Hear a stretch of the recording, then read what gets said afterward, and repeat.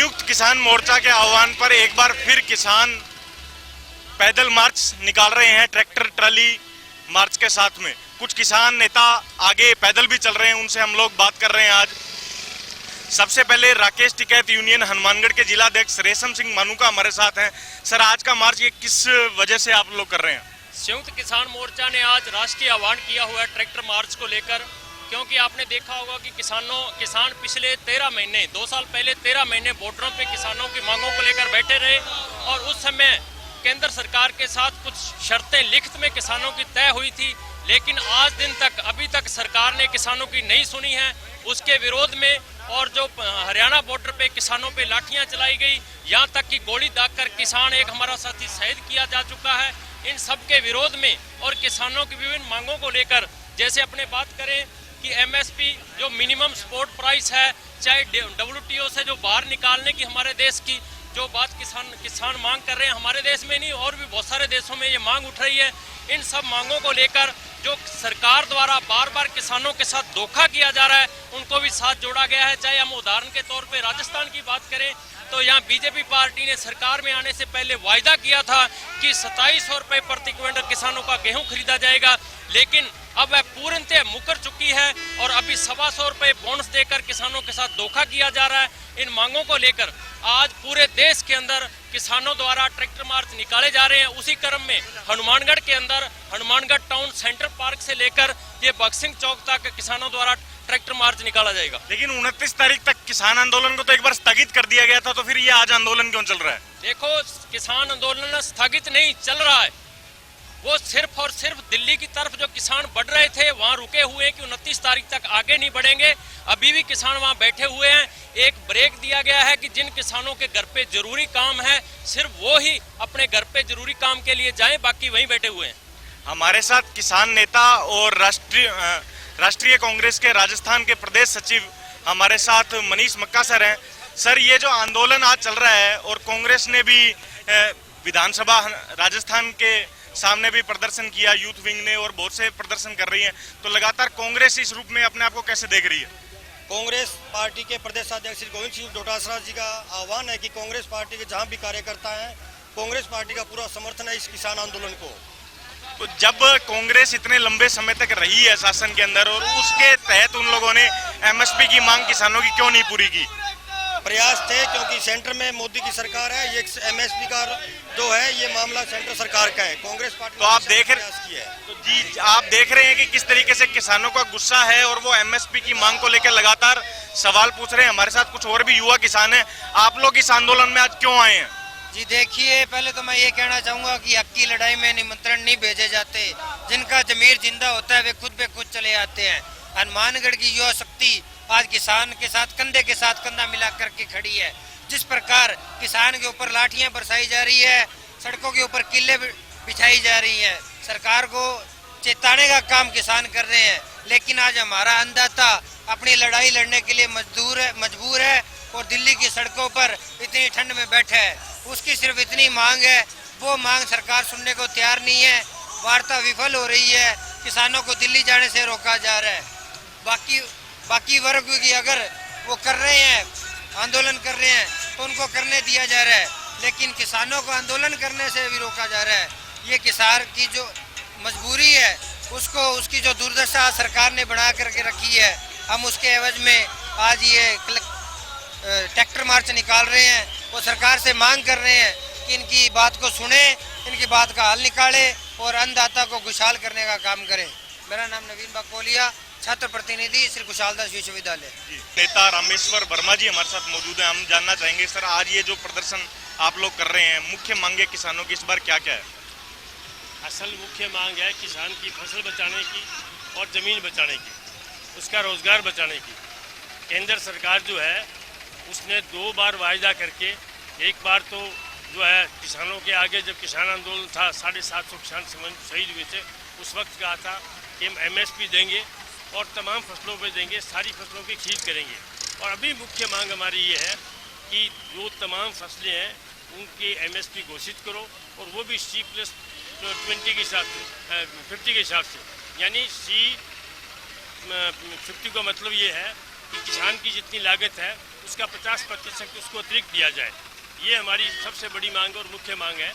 सरकार इस मांग को पूरी तरह से जो है अवहेलना कर रही है, उसको नहीं दे रही।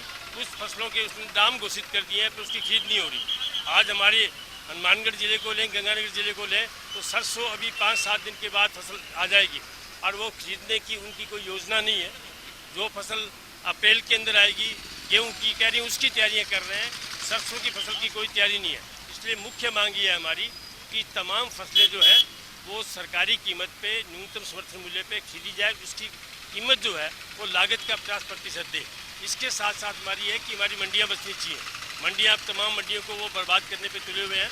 मंडियों के पुराना सिस्टम हमारा लागू रहना चाहिए। हमारे यहाँ के जो गोदाउन है उनके उनका स्टॉक होना चाहिए। रामेश्वर जी, इस बार वो आंदोलन उस तरीके से बड़ा नहीं हो पा रहा है, इसके पीछे क्या वजह है कि जिस तरीके से पिछली बार व्यापारी और बहुत से लोग इसमें जुड़े थे, इस बार उस तरीके का कोई उत्साह लोगों में नहीं देखने को मिल रहा है? अभी शुरुआत की है, पंजाब के, हरियाणा के किसानों ने शुरुआत की है। संयुक्त किसान मोर्चे का जैसे आज प्रोग्राम है 26 तारीख को, आज हनुमानगढ़ जिले के अंदर सैकड़ों जगह रैलियां हो रही हैं। ट्रैक्टर रैली की भादरा में अकेले में 37 जगह है। हनुमानगढ़ के अंदर, गोलूवाड़ा के अंदर, सिंहपुरा के अंदर, आपके जो है टीबी के अंदर, हम जंक्शन और टाउन में दोनों जगह रैली निकाल रहे हैं। इसके बाद जो प्रोग्राम होगा पूरी तैयारी के साथ होगा और पूरी इसमें तैयारी लगेगी। अब हालात ये है कि देश के किसान के साथ जो अन्याय हो रहा है, यानी आप राजधानी में नहीं जाने दे रहे, यानी हमें पंजाब की सीमा में नहीं जाने दे दिया, हमें जाने नहीं देते आप हरियाणा की सीमा में, तो इस तरह का तो कभी हुआ ही नहीं। तमाम रास्ते बंद है, कितना खर्चा कर रही है। पर हमारा इसमें कहना है कि अगर अब किसान के साथ उस तरह का व्यवहार हुआ तो निश्चित तौर से किसान उसका बदला लेगा और हमारी मांगे हम पूरी करवा के रहेंगे। जी, हमारे साथ और भी कुछ किसान नेता मौजूद है, उनसे बात करेंगे। सर, इस बार जिस तरीके से आंदोलन हनुमानगढ़ में हुआ है और पुलिस ने लाठीचार्ज भी किसानों पे किया था, तो इस ट्रैक्टर मार्च के जरिए आप क्या संदेश देना चाह रहे हैं? हम ये इनको जताना चाहते हैं कि 29 तारीख तक किसान ने, संयुक्त मोर्चे ने इसको थोड़ा हल्के में ठंडा लिया कि ठंडा मान लो, या एक बार सरकार से वार्ता चल रही है। हम आज पूरे हिंदुस्तान में हमारी मार्च रैली है, जिसमें नौर और भादरा आज बहुत सक्रिय में। और हम ये कहना चाहते हैं सरकार से कि जो आप बार बार किसानों को डरा रहे हैं, मुकदमे करके डरा रहे हैं, कभी आप लाठियाँ बरसाने हैं, कभी आप असुर गैस छोड़ रहे हैं, ये कोई हालत नहीं है। आपने देखा कि आप, हमें पता है कि आप मीडिया वाले, पता तो होना चाहिए ना, जैसे बॉर्डर पे गोली चला रहे हैं, आप देखना आपके मीडिया ने दिखाया था कि सियूल वर्दी में कोई आदमी जय श्री राम का नारा बोल के गोलियां चलाए, किसान को मारे, तो ये कहाँ तक वाजिब है? पुलिस की तो वर्दी होती है, पुलिस खड़ी है, हमें तो क्या पता चले कौन वर्दी वाले पुलिस है? अगर वर्दी में तो पुलिस है, वर्दी में नहीं तो आम आदमी है। इसलिए ये जो जातियाँ हो रही है, हम इसके खिलाफ हैं। और आज हमारी रैली में सबसे पहले जो किसानों पे मुकदमे होते वो वापस लिए जाए, और 29 के बाद हमारा कॉल आएगा, संयुक्त किसान मोर्चे की जो भी कॉल आएगी हम दिल्ली की तरफ रुख करेंगे। किसानों का साफ कहना है कि इनके ऊपर जो मुकदमे दर्ज किए गए हैं वो वापस होने चाहिए और लगातार इसी तरीके से किसान आंदोलन को जारी रखेंगे।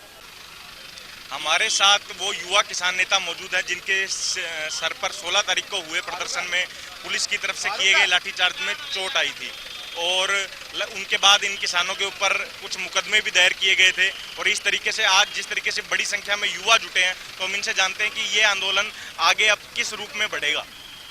जी, सबसे पहले तो जय जवान जय किसान, और सभी पत्रकार जो बंधु हैं सबका मैं तहे दिल से धन्यवाद करना चाहता हूं जो किसानों की आवाज़ को बराबर उठाते रहते हैं।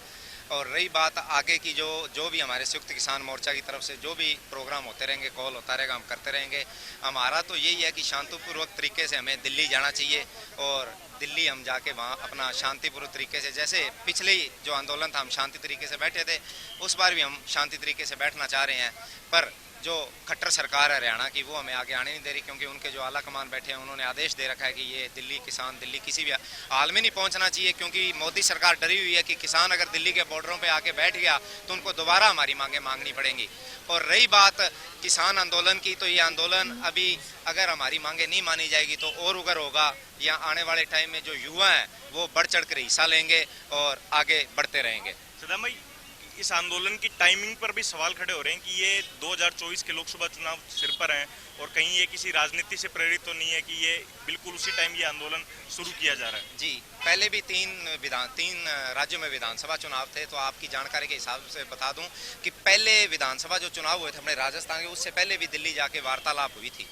हमारे किसान जो संगठन के आगू थे वो गए थे, उन्होंने वहाँ कृषि मंत्री से बात की कि जो आपने हमें लिखित में MSP देने का वादा किया था उस पर आपने कोई विचार किया, तो मोदी सरकार के द्वारा से कोई संतुष्टिपूर्वक जवाब नहीं आया।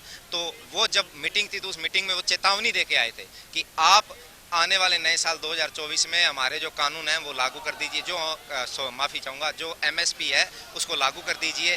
पर जो नए साल में MSP लागू नहीं हुई तो इसका किसान आंदोलन का चुनावों से कोई लेना देना नहीं है।